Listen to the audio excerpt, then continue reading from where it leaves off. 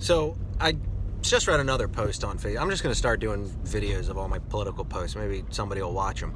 And it mentioned in there that black people were slaves in America for 400 years. That's what it said. Black people were slaves in America for 400 years. This didn't come from like a foreigner who just doesn't, somebody in the UK or whatever. This came from somebody in America. Let me explain something to you.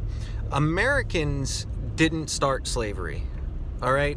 The transatlantic slave trade started in about 1647. America didn't exist until 1783 at the signing of the Paris Treaty. That's when the Revolutionary War officially ended and we were recognized as a country.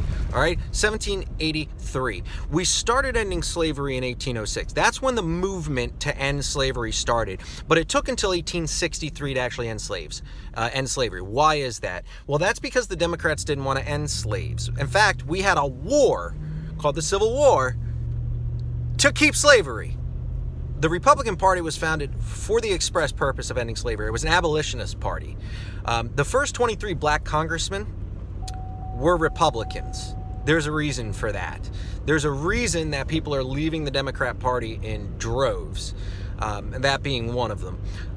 Don't think for 1 minute that black people were actually slaves for 400 years. First of all, they were barely slaves for 270 years. They weren't even slaves for 300 years, but it was the British that started the slave trade. It was the British that enslaved them. It was the British that brought them here. And then less than 25 years, 23 years after we became a country, we started working towards ending slavery. 1806 was the start of the movement to end slavery, and then finally we got it ended at the conclusion of a war, which was 1863. 1861 is when it really started.